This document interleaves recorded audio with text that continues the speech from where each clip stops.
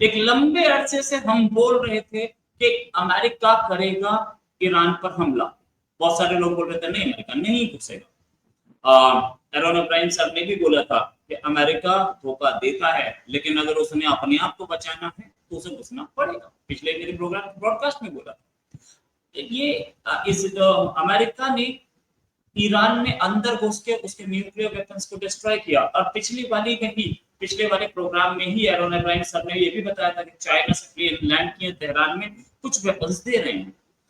अब अमेरिका की एंट्री, धमाकेदार एंट्री, B2 बॉम्बर्स ने आकर के अटैक किया और उसके न्यूक्लियर वेपन्स या जिससे बोलिए न्यूक्लियर डेवलपमेंट के लिए, जो न्यूक्लियर वेपन डेवलपमेंट के लिए जो प्रोग्राम था उसको नेस्तनाबूद कर दिया। इसी पे बात करने के लिए हमारे साथ डॉक्टर एरोन अब्राहम सर खुद ही, doctor Aaron Abraham Israeli citizen हैं और एक लंबे अरसे से इजराइल, ईरान, इराक इधर से जो गुंडागर्दी होती है या आतंकवाद के खिलाफ या स्टेट स्पॉन्सर्ड आतंकवाद के खिलाफ, चाहे वो ईरान का हो या पाकिस्तान का हो, एक लंबे अरसे से इसके खिलाफ विसल ब्लोअर का काम कर रहे हैं। सर बहुत बहुत स्वागत आपका हमारे शो में। साथ में हमारे साथ संजीव मीणा जी, इन्वेस्टमेंट एक्सपर्ट इंडिया से, और ये इन्वेस्टमेंट एक्सपर्ट के साथ साथ इंटरनेशनल एक्सपर्ट भी। सर बहुत बहुत स्वागत आपका। अभी पहला क्वेश्चन मेरा एरोन अब्राहम सर से।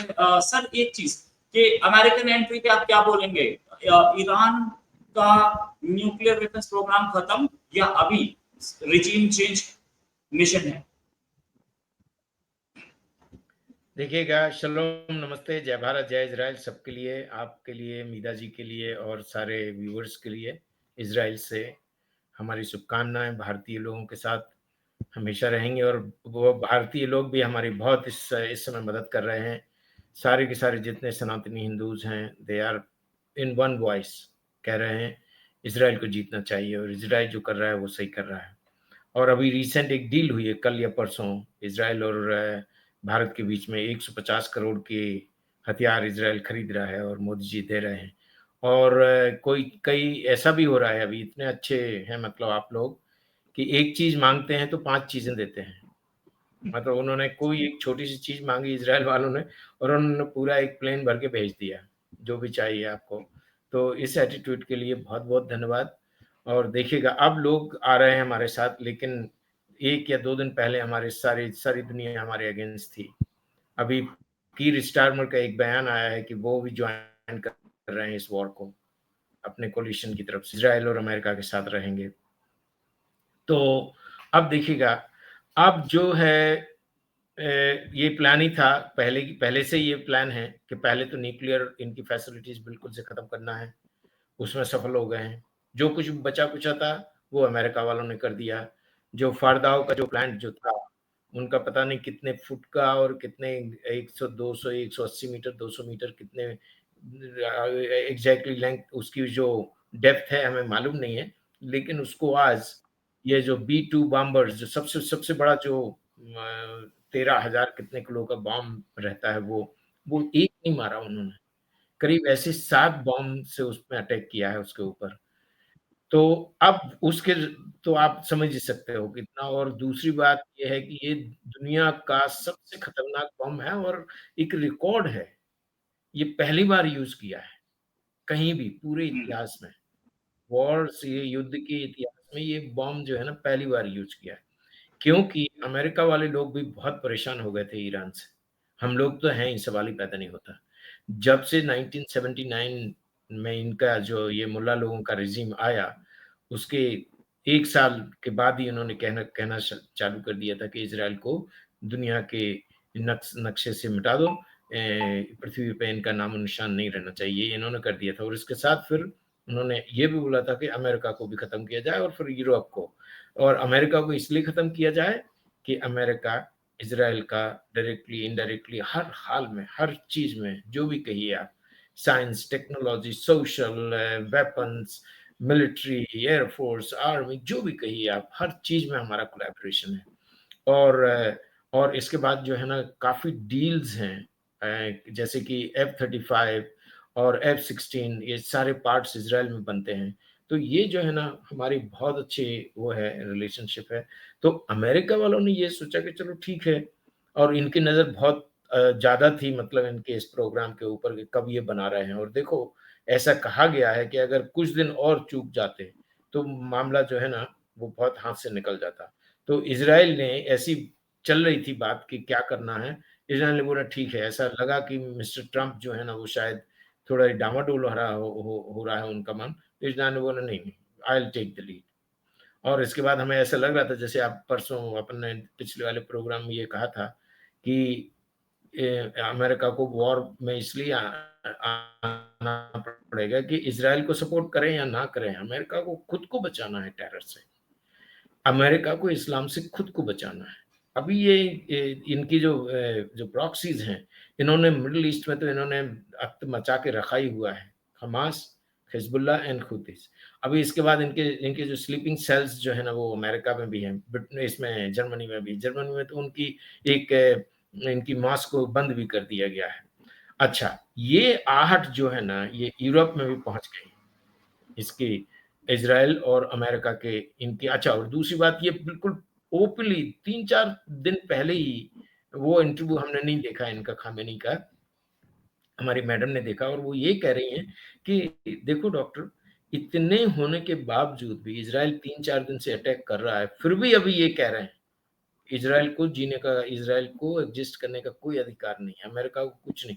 और जबकि ये ट्रम्प जो है ना, ये बात चल रही थी कि नहीं भाई let's negotiate, let us talk, Oman में हो जाएगी बात और कहीं न कहीं हो जाएगी और वो उसको मिडल फिंगर दिखा रहे थे कि नहीं भाई तुम कुछ भी कहो, हमें नहीं आना है नेगोशिएशंस में। और अच्छा और दूसरी अभी देखिएगा, 1-2 लोगों की अभी हम एक और अभी थोड़ी देर पहले उसमें थे, सुदर्शन के उसमें एक कोई रिजवी करके आए थे। वो ये कह रहे हैं कि हमारा कुछ हुआ ही नहीं। और अपना एक एक मेहदी करके है, मेहदी हसन एक वो भी शिया है, इंडियन ओरिजिन है उसका, लंदन में पैदा हुआ, वो अमेरिका में रहता है आजकल। वो भी ये कह रहा है कि नहीं, नहीं, नहीं, कुछ नहीं हुआ। तो हमारे और एक दूसरे रक्षा विशेषज्ञ थे, उन्होंने ये कहा कि भाई देखो रिजवी जी, ये जो है ना आप सच्चाई को कबूल करिए, आपका बहुत ज़्यादा डैमेज हो गया है, अब आप कुछ ऐसा करिए कि ऐसा आप बदलिए अपने आप को, आप ये भारतीय शिया हैं, तो कोई बात नहीं, लेकिन जो ईरान के जो शिया हैं, उनको बदलना पड़ेगा, पूरी अप्रोच उनके जीने की, वो बदलना पड़ेगी। 1979 के पहले का ईरान बनाना पड़ेगा आपको। अब इतना डैमेज हो गया है, तो उसको बनाने में कितना टाइम लगता है, कितना पैसा लगता है, ये बात की बात है, लेकिन आपको चेंज करना पड़ेगा। आपको ये हॉस्टिलिटी पहले है वो इज़राइल की, इज़राइल के साथ जो हॉस्टिलिटी वो खत्म करना पड़ेगी, अमेरिका के साथ जो हॉस्टिलिटी है वो खत्म करना पड़ेगी।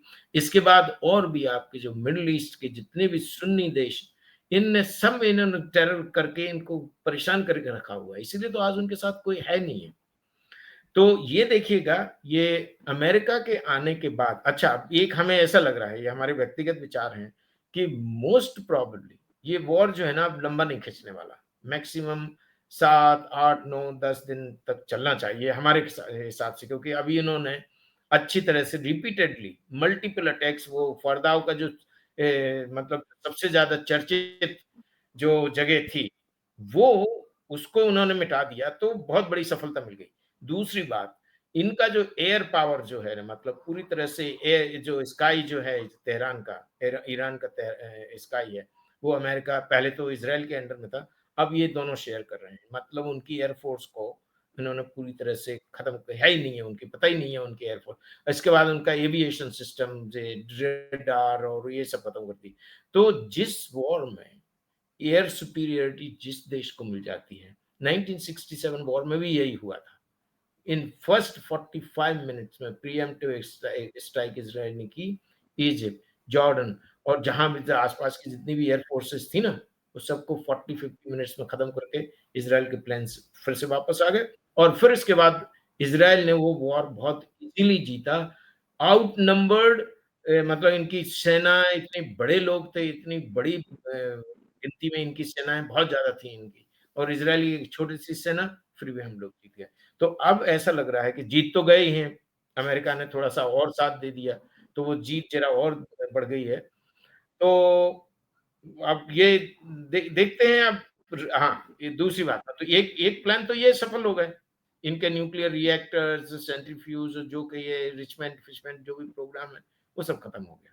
इन्होंने इसको, कई लोग तो ये कह रहे हैं कि 5 साल ढकेल दिया, कई लोग ये कह रहे हैं कि कभी ये जैसे इराक और सीरिया में हुआ था ना, इजराइल के लोग गए और उसको उड़ा के आ गए, वैसा होगा, ये कभी सर नहीं उठा पाएंगे। अच्छा, अब बात आती है, एक सफलता तो ये मिल गई, अब बात आती है कि रेजिम चेंज होना चाहिए कि नहीं? बिल्कुल होना चाहिए, और एक ऐसी रेजिम चेंज होना चाहिए। आज हमारे हमारे घर पे डिस्कस हो रहा था सुबह सुबह, वो बच्ची ने बताया, हम तो ज्यादा पढ़ते नहीं ईरान के बारे में, वो अपने उसमें रहते हैं, तो बच्ची ने बताया कि पापा ये लोग इतने खतरनाक हैं, इतने बेकार लोग हैं कि ये छोटी छोटी 13-14 साल की बच्चों को पकड़ लेते हैं, उनका कोई जुर्म होता है, और ये मुल्ला लोग बोलते हैं चलो हैंग टू अंटिल डेथ। इस्लाम में एक वर्जिन लड़की को आप वो नहीं कर सकते, हैंग नहीं कर सकते, तो क्या क्या करते हैं कि वो उसकी वर्जिनिटी खत्म करते हैं और फिर उसको हैंग करते हैं। मतलब आपको दुनिया में कोई ऐसा सिस्टम ही नहीं मिलेगा। हम लोग रहते हैं, हिंदूज रहते हैं, क्रिश्चियंस रहते हैं, बौद्धिस्ट रहते हैं, कन्फ्यूज, पता नहीं कितने हजारों रिलीजन से, किसी भी रिलीजन में ऐसा सिस्टम नहीं होगा जो बच्चों के साथ ऐसा व्यवहार किया जाए।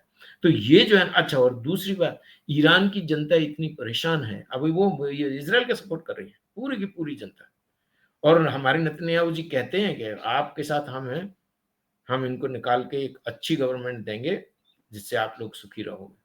उनकी लड़कियां बगैर कपड़े के वो जो नकाब वकाब है ना, वो पहन के नहीं जा सकती, नहीं जा, अगर वो चलेंगी बेचारी तो उनको पकड़ के इतना मारते हैं उसकी जेल में और रखते हैं वहां पे, फिर वही। तो ये जो है, ये रिजीम चेंज होगी। जो पहलवी, जो रजा पहलवी का जो प्रिंस, जो क्या नाम है इसका, वो प्रिंस जो है ना, वो अभी हाँ लॉस जी, एंजलिस में पहले रहते हैं। वो पहले उनका पूरा डायरेक्ट वो आईआरजी वाले से जो डिफेक्ट कर रहे हैं ना इसमें, अभी इनकी आर्मी में डिफेक्शन चल रहा है, सब लोग छोड़ रहे हैं इसको, खामेनी को। और कई लोग तो ये कह रहे हैं कि वो रशिया भाग गया है, कई लोग ये कह रहे हैं कि वो 72 ऊरों का भी प्यारा हो गया, ऐसी बातें चल रही हैं। तो अब क्या होगा, एक अच्छी खासी डेमोक्रेटिक सिस्टम वाली जो है ना गवर्नमेंट तैयार की जाएगी, और इसके ऊपर सारे लोग वॉच रखेंगे कि आपको ह्यूमन राइट्स, इसके आप लिए काम कर रहे हो, जो आपकी एजुकेशन सही हो रही है, आपके लोग सुखी रह रहे हैं, और ये जो जबरदस्ती का है ना इम्पोज करते हैं ना पूरा इस्लाम, और ये जो शिया इस्लाम है बहुत कट्टर और बहुत थर्ड क्लास, मतलब इसकी इसकी कोई नीचता की हद ही नहीं है इस वाले उसमें। सुन्नी लोग तो बदल रहे हैं ना, आप देखिएगा ना, दुबई बदल गया, दुबई में उधर उनकी मास्क में हिब्रू में वो लिखे हुए हैं, आयतें लिखी हुई हैं। तो हमारे वहाँ यहूदी लोग जो वहाँ बिजनेस कर रहे हैं और वहाँ जो टूरिस्ट पे जाते हैं, वो वहाँ जाके उसको विजिट करके आते हैं। ये मॉडरेट हो गए हैं, इन्होंने बदल लिया अपने आप को, ये नहीं बदलेंगे। तो regime change is also an offering for sure, more than 1000%। तो ये हमारे विचार हैं दोनों जगह, हमारे दोनों चीजें बिल्कुल से, एक तो अचीवमेंट हो गया हमारे एम का, जो हमारा उद्देश्य था वो हमने पूरा कर लिया। जो कुछ बचा खुचा था वो अमेरिका ने कर दिया। अभी पिछले कल आज सुबह से अभी तक इतने सारे अटैक्स हो रहे हैं, और रेजिम चेंज भी हो जाएगी। राइट, मेरा सेकंड क्वेश्चन संजीव मीडिया जी से, सर ईरान में ये पूरा हमला, ईरान की रिजीम चेंज क्या इम्पैक्ट देगा इंडिया के ईरान रिलेशंस पे, और इंटरनेशनल लेवल पे ऑयल प्राइसेस महंगी हो सकती हैं, कमोडिटीज महंगी हो सकती हैं, क्या हम नियर फ्यूचर में देख रहे हैं ग्लोबल वॉलेटिलिटी इन मार्केट्स? देखिए, इंडिया और ईरान के रिलेशनशिप तो डेफिनेटली पहले से ज्यादा इंप्रूव होंगे। इंडिया ने ऐसा नहीं कि खोमेनी गवर्नमेंट के साथ रिलेशन अपने ठीक नहीं बना रखे थे, उनके साथ भी ठीक ठाक बना रखे थे, और 4 बार पोर्ट भी वहां पे इन्वेस्टमेंट कर रखी थी।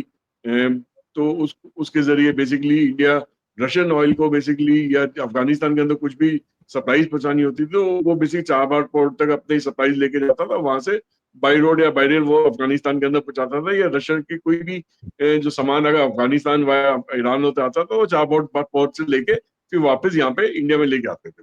तो उस चीज को यूज कर रहे थे, मगर अब शायद सारा समीकरण बदल जाएगा। देखिए, अगर हिस्टोरिकली जैसे देखा जाए तो ईरान का जो ऑयल था वो बेसिकली 2 कंट्रीज सबसे ज्यादा यूज करती थी, एक तो अमेरिका यूज करती थी, दूसरा यूके यूज करती थी। ऑलमोस्ट 40% ईच जो ऑयल कंजम्पशन था ये 2 कंट्रीज करती थी, मतलब टोटल मिला के 80%। बाकी 20% ऑयल जो था ईरान के अपने यूज में आता था, उसको वो आसपास की छोटी बड़ी कंट्रीज में भी बेचती थी, खुद भी यूज कर रही थी।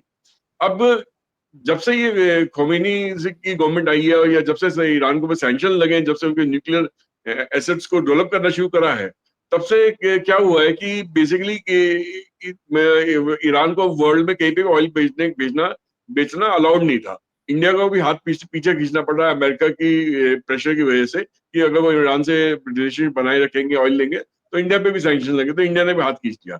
तो आज की डेट में जब से ये वॉर से पहले का सिनेरियो बता रहा हूँ, ये इजराइल और ईरान की वॉर से पहले के सिनेरियो, तो 70% ऑयल जो था वो बेसिकली चाइना कंज्यूम कर रहा था ईरान से डायरेक्टली खरीद के। अब वो सिनेरियो ऑलरेडी चेंज हो गया है। चाइना के अंदर खलबली मची हुई है कि ये अमेरिका अगर यहाँ पे रिजीम चेंज कराता है, अमेरिका और इसराइल मिलकर रिजीम चेंज कराते हैं और अपने मतलब की अगर गवर्नमेंट यहाँ पे इंस्टॉल करवाते हैं, तो ये 70% ऑयल की जो खपत है, कंजम्पशन है, जो कंज्यूम है, वो कहाँ से आएगा, वो किस कंट्री से जाके लेंगे। बेसिकली ईरान के साथ तो उन्होंने अपना अपना जो युआन के साथ डीलिंग कर रहे थे। अब जैसे अब वो ईरान वाला ऑयल जो अगर अमेरिका और वेस्टर्न लॉबीज जो है, वेस्टर्न कंट्रीज मिलके अगर वो खुद कंज्यूम कर लेंगी, तो चाइना को जाएगा नहीं। चाइना को डेट भी अगर इंटरनेशनल मार्केट से ऑयल खरीदना है, तो उनको डॉलर बाहर निकालना पड़ेगा, और डॉलर की वहां पे एक बहुत बड़ा किल्लत है, क्योंकि चाइना की इकोनॉमी पहले से ज्यादा बद से बदतर हो चुकी है, हालत वहां पे खराब है। अब ये पूरा सिनेरियो चेंज होगा। हाँ, इंडिया आज कोई भी गवर्नमेंट अगर इंस्टॉल होती है वहां पे ईरान के अंदर, उसके साथ जिस तरीके से खोमेनी गवर्नमेंट के साथ उन्होंने रिलेशनशिप बनाया, उनको अपने नई गवर्नमेंट के साथ भी रिलेशनशिप डेवलप करने में तकलीफ नहीं आएगी, क्योंकि इंडिया ने कभी भी एक बेसिकली स्ट्रेटेजिक टाइप का इन्वेस्टमेंट करी है। उन्होंने हमेशा दूसरी कंट्री के साथ मिलकर एक दोस्ताना अंदाज में जाके उन्होंने म्यूचुअल बेनिफिट के साथ, दोनों कंट्री के म्यूचुअल बेनिफिट के हिसाब से काम करा है। और मुझे इसी तरीके से ये काम होता हुआ आगे भी नजर आ रहा है कि इंडिया को ईरान की जो भी नई रिजीम बनेगी, उसमें धीरे धीरे करके इंडिया उसके साथ अपना रिलेशनशिप बना लेगी। जैसे अफगानिस्तान में तालिबान ने टेक ओवर करा था, तो उस वक्त पाकिस्तान बड़ा जोर जोर से भड़के मार रही थी कि ये तो हमारा जी छठवां प्रोविंस है, और तालिबान यहाँ पे पाकिस्तान की मदद करके भारत के कश्मीर को अपने कब्जे में ले लेगी। क्या ऐसा हो पाया? नहीं। आज तालिबान जो जो पाकिस्तान से ज्यादा भारत पे भरोसा करती है, because of its tactical relationship, but because of mutual understanding with the Taliban regime. तो इसी टाइप से मुझे लगता है कि आने वाले दिनों में कोई भी रिजीम अगर ईरान में आएगी, भारत उसके साथ एक अपना अच्छा दोस्ताना संबंध बनाने में और बिजनेस संबंध बनाने में कामयाब रहेगी। राइट। एरन सर, इंडिया जो है इस समय सीधे सीधे इसराइल को सपोर्ट करता है, सीधे सीधे, कहीं पे दाएं बाएं गेम नहीं है। अमेरिका वॉर में घुसा ही हुआ है, ब्रिटेन घुस रहा है। क्या ये वॉर लंबी हो सकती है, क्योंकि रशिया और चाइना का सपोर्ट ईरान को दिख रहा है? क्या ये बड़ी वॉर बन सकती है? क्या ये वर्ल्ड वॉर के कैपेसिटी रखती है?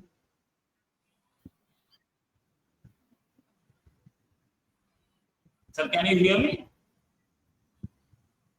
एरन और ब्रायन सर, मेरी आवाज आ रही है आपके पास तक?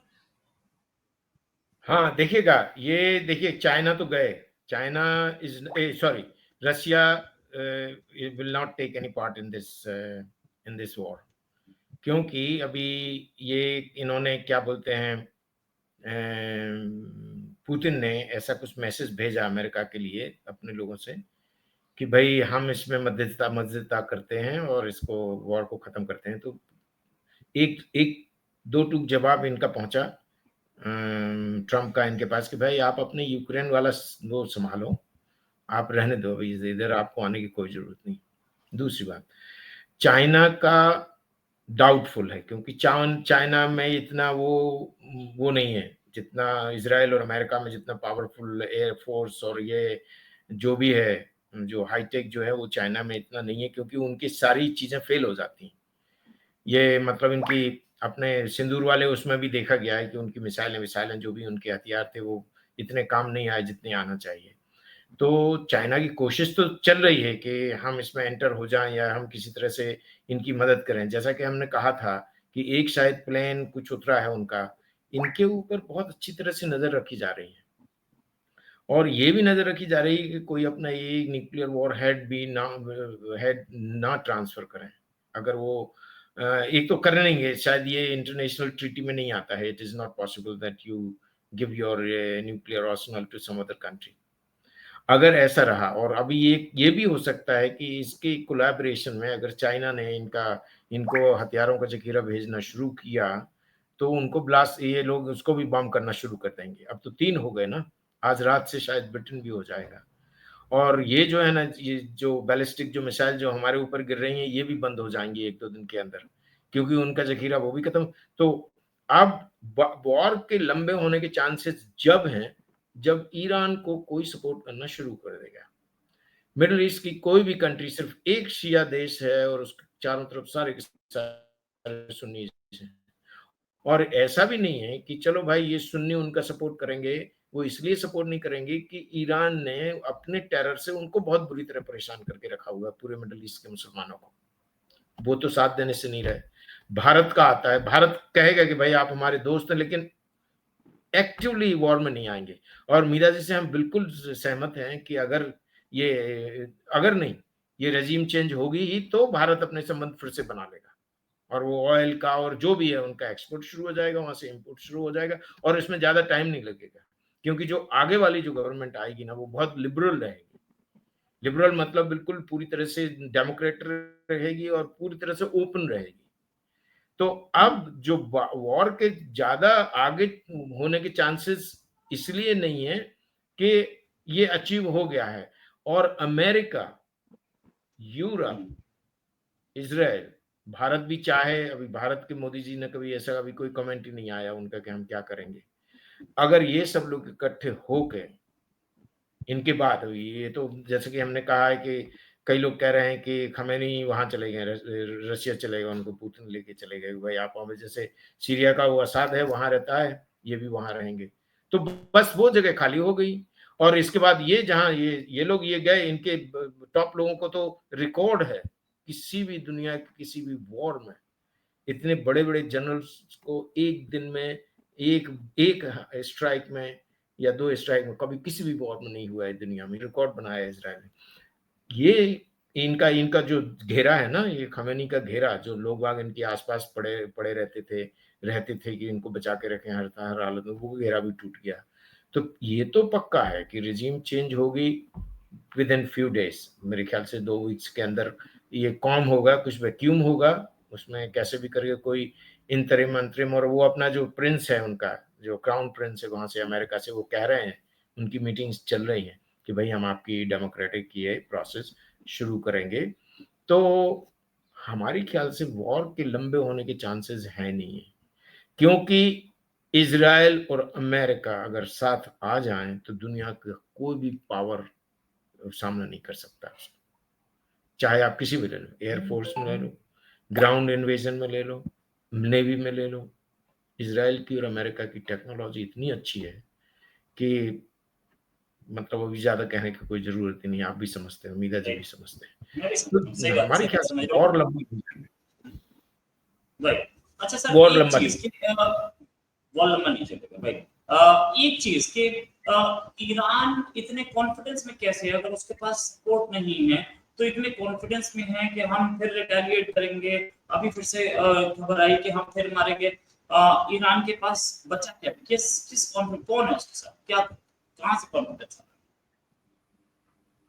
रोहित जी, जैसे डॉक्टर साहब ने कहा कि ईरान के पास अब ज्यादा वक्त नहीं लगा, रिजीम बहुत जल्दी वहां पे चेंज होने वाली है, थोड़ा सा मैं इनसे डिफर करता हूँ इस मामले में। ठीक, ये अपनी जगह पे ठीक हो सकता है, बट मेरी रीडिंग कुछ अलग तरीके से, मैं इस चीज को पूरी रीड कर रहा हूँ।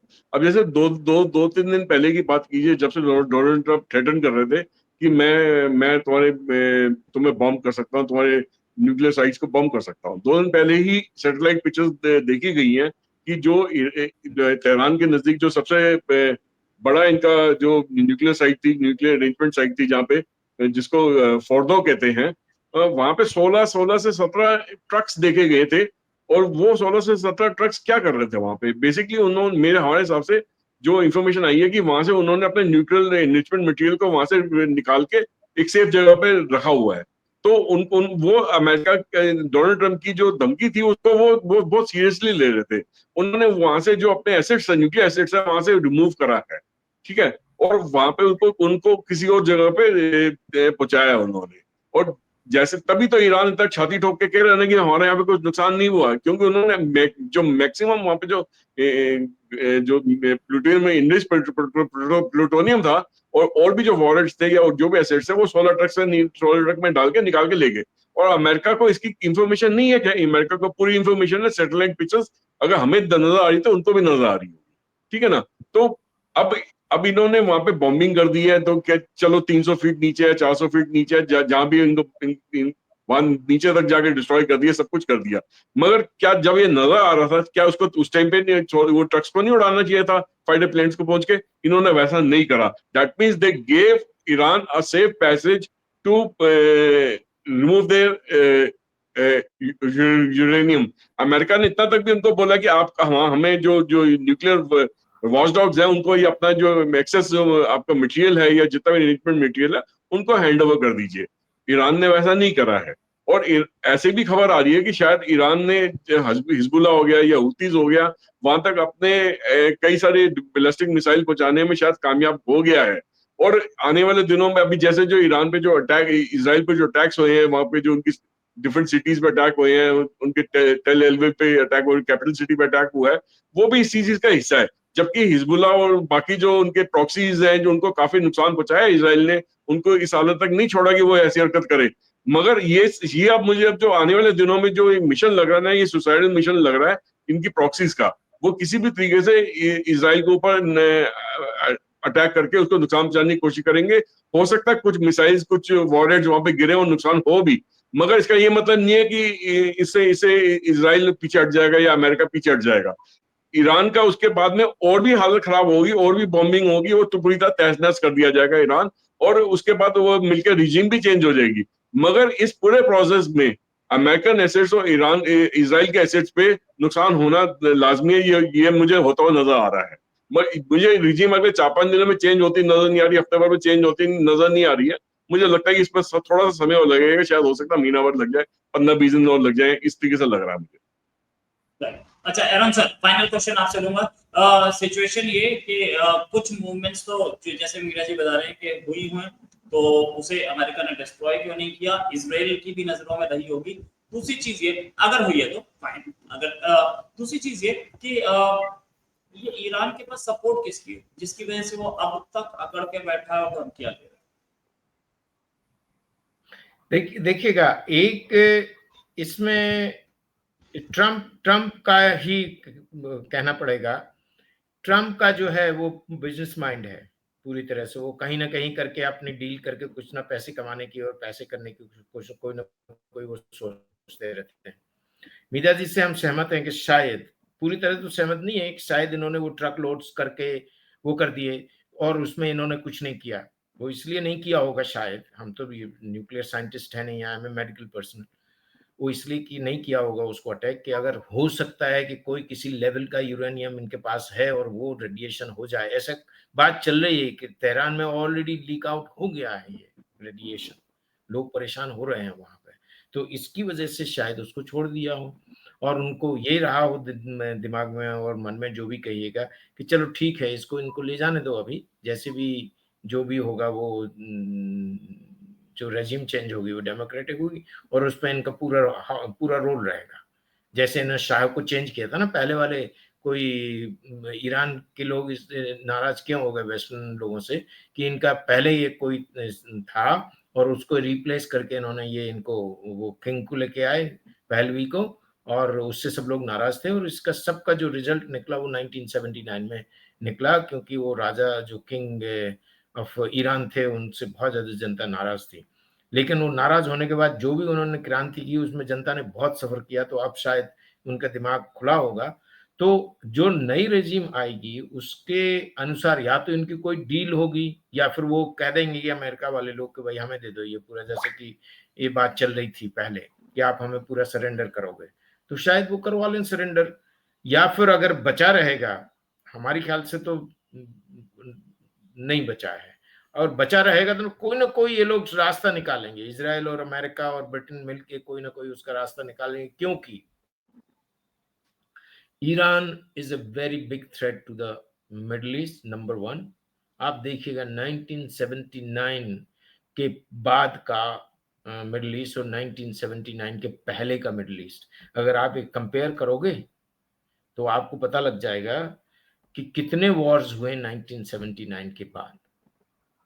तो ये जो है ये सारे लोगों को समझ में आ गया। अच्छा, और दूसरा इनका एक और प्लान है कि ये इज़राइल को ख़त्म करेंगे, इसके बाद फिर मिडल ईस्ट पे कब्ज़ा करेंगे, मिडल ईस्ट के कब्ज़ा करने के बाद फिर ये यूरोप में जाएँगे। मुश्किल है क्योंकि यूरोप और पूरी हर जगह सुन्नी मुस्लिम्स बहुत हैं, तो इनको बहुत ज़्यादा वो करना पड़ेगा, लेकिन इनका प्लान ऐसा है।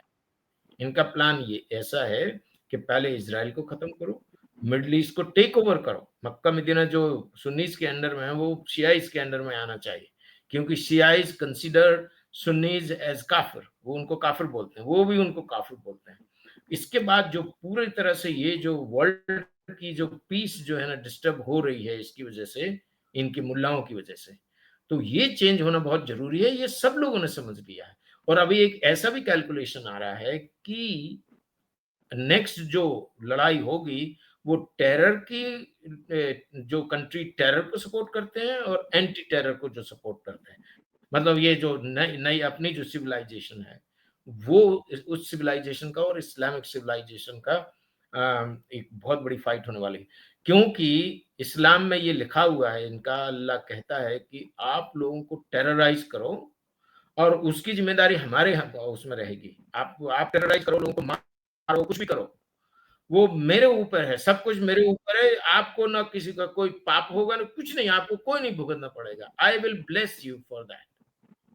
एक आयत है वहां पे, उसमें है एक छोटा सा वीडियो है कि ये मुफ्ती मदनी का, कि वो ये कहते हैं कि अल्लाह इज टेररिस्ट, अल्लाह कहता है कि टेरराइज करो।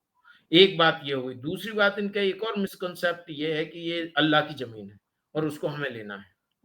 तीसरा एक और इनका एक मिसकंसेप्ट है कि ये अपने आप को बहुत पवित्र और शुद्ध मानते हैं और बाकी पूरे नॉन मुस्लिम वर्ल्ड को ये गलत मानते हैं। चलो ठीक है, मानो गलत है, हम लोग काफिर हैं, गलत है, हम लोग भी इसी लिस्ट में आते हैं, यहूदी। जबकि यहूदी जो इस्लाम से यहूदी धर्म जो है ना फॉर सुपीरियर। तो इनका ये है कि इन सारे काफिरों को जो जो मतलब है उनको कन्वर्ट करो, मतलब कैसे भी करके जो काफिर जो है ना उसकी जिम्मेदारी इनकी गलती, ये गलत है, नंबर वन गलत है, और उस गलती को सुधारने की जिम्मेदारी हमारे अल्लाह ने हमें दी है। तो ये दुनिया में जितनी भी जहां भी आप देखो ना, कोई भी जगह जहां आप जाइए, 9/11 के बाद 47,000 टेरर अटैक्स हुए हैं। बौद्धिस्ट नहीं कर रहे हैं, हिंदूज नहीं कर रहे हैं, क्रिश्चियंस नहीं कर रहे हैं, ज्यूज में तो टेरर कोई बात ही नहीं है। ना कोई किसी की लड़की को उठाता है, ना कोई रेप करता है, ना टेरर करता है। भाई हम लोग अपनी जगह हैं, हमें हमारे ऊपर वाले ने हमें एक छोटी सी जगह दे दी है, हम उसमें खुश हैं। हम उसी में अपने आप को डेवलप करते हैं, बढ़ाते हैं, रहते हैं, सबको सबसे दोस्ती करना चाहते हैं। भारत भी सबसे हमारा दो। अच्छा, इसके बाद एक और बात और है कि इस ये करने के बाद फिर उनके पास दो कंट्री बच जाती है, क्योंकि यूरोप को तो ऑलमोस्ट इस्लाम ने खा लिया है। इंग्लैंड को second, England is second Pakistan. अब उनके पास बचती हैं सिर्फ दो कंट्री, एक इज़राइल और एक दूसरा आता है इंडिया। ये जो है ना, ये इंडिया का एक जो बहुत बड़ा जो जो एरिया है ना, अगर उस इसको ये कन्वर्ट करने की कोशिश कर रहे हैं, बहुत सारी हर तरह की जिहाद चल रही है आपकी, कन्वर्जन जिहाद, ब्राइब जिहाद, पता नहीं कौन-कौन सी जिहाद, लड़कियों को बेचारे को उठा के लेके जाते हैं, उनको ज़बरदस्ती कन्वर्ट करते हैं, लोगों को भी ज़बरदस्ती कन्वर्ट करते हैं। इनका दावा होता है, कहीं किसी ऑफ़िस में काम करते हो, वहाँ अपने अल्लाह और कुरान की बातें शुरू कर देते हैं वहाँ पे, और फिर आओ हमारे घर पे आओ, अच्छे से बुलाते हैं, खाना खिलाते हैं, भाई तुम्हारे गॉड में क्या रखा हो, why don't you believe in our god, और ऐसे-ऐसे करके बहुत सारे जो कन्वर्जन रेट है जो अभी इस फिलहाल जो इंडिया में, इट्स वेरी हाई। तो इनका एक जो पैन इस्लामिक पहला जो है, तो इसकी वजह से ये जो है ना पूरी मिडल ईस्ट और पूरी दुनिया की पीस, जैसे कि हमने कहा है कि एक तरफ वो नेशन रहेंगे जो एंटी टेररिस्ट रहेंगे, एंटी टेरर रहेंगे, और एक एक एक ग्रुप ये रहेगा। और most of the groups, even Islamic group जैसे दुबई है, सऊदी अरेबिया भी आ रहा है, सऊदी अरेबिया ने इस्लाम छोड़ दिया है ऑलमोस्ट, बहरीन, और ये जो मॉडर्न टाइप के जो इस्लामिक कंट्रीज हैं जो अच्छे से रहना चाहते हैं, जो सिविलाइज्ड लोगों के साथ मिलके चलना चाहते हैं, तो ये जो है ना इनके अगेंस्ट हो जाएंगे। लेकिन जीत हम लोगों की होने वाली है, क्योंकि सच्चाई जो जितनी भी हमारी जो प्रोसेस है जीने की, इसमें देखिएगा एक आपको जो डेमोक्रेसी ने क्या नहीं दिया दुनिया को, एक तरह से अभी आज उसकी भी बदनामी हो रही है। लेकिन अपन अगर अच्छी बातें देखो तो और दूसरी बात कि जो नया system, I am from a very poor family, I studied, I became a doctor. तो ऐसा है कि मतलब इसमें हर आदमी को ऊपर उठने का इस सिविलाइजेशन में वो है, चांस है। आपकी ये शरिया और इसके इनमें चले जाओ तो सिर्फ मार काट और टेरर, औरतों को उठाइए और बच्चियों को रेप करिए, इसके अलावा और कुछ नहीं है। सिर्फ शांति भंग करने के तरीके अच्छे से, ये लोग जो कहते हैं ना कि ये शांति का रिलीजन है, नहीं नहीं, ये पूरी तरह से अशांति वाला। और आप देख लो ना आज कहाँ, किस दुनिया के हर कोने में इन्होंने वो करके रखा हुआ है, कोई इनसे ढंग से कोई रह नहीं पाता है इनकी वजह से। तो ये जो है ना, ये एक हो जाएगा अब, इसी के वजह, इसके बाद ही हो जाएगा ये। राइट, इसके बाद ही हो जाएगा। Sir thanks a lot for joining दोनों को, एरन इब्राहिम साहब को और संजीव मीडिया साहब को। मैं अभी थोड़ी देर पहले देख भी रहा था कि अभी भी ऑपरेशन पूरा हुआ ऐसा कहीं बोला नहीं गया है ना इजराइल की तरफ से। मैं वही सर्च मार रहा था जब एरन इब्राहिम साहब बात कर रहे थे, यही इजराइल की तरफ से भी नहीं और अमेरिका की तरफ से भी नहीं। इसका मतलब ऑपरेशन कंटिन्यूस और मिशन थोड़ा लार्जर, ये क्लियर है। रिजीम चेंज पहले बोला गया था, अब रिजीम चेंज की बात नहीं हो रही, लेकिन अब इजराइल के प्राइम मिनिस्टर बोल रहे हैं कि ईरान के लोगों अपनी आजादी के लिए लड़ो। इसका मतलब वो चाहते हैं कि एक तख्ता पलट अंदर से हो। हाँ, उसे सपोर्ट कौन करेगा? सद्दाम हुसैन टाइम सपोर्ट जरूर होगा कि ऊपर से सद्दाम हुसैन को बहुत वीक कर दिया और अंदर से लोगों ने रिपोर्ट करके उसको मारा पीटा, उसकी बिल्डिंग गिरा दी। कुछ ऐसा हम आगे देख सकते हैं। इस बीच में ईरान का पूरा इंफ्रास्ट्रक्चर भी टूट सकता है। पूरी वर्ल्ड देख रही है, निगाहें हैं, हमारी भी है। Thanks a lot sir, Aaron sir, thanks a lot Sanjeev sir for joining. जल्दी ये डिस्कशन और करेंगे। अभी के लिए नमस्कार, धन्यवाद, जय हिंद सर। शलोम, नमस्ते, जय भारत, जय इजराइल।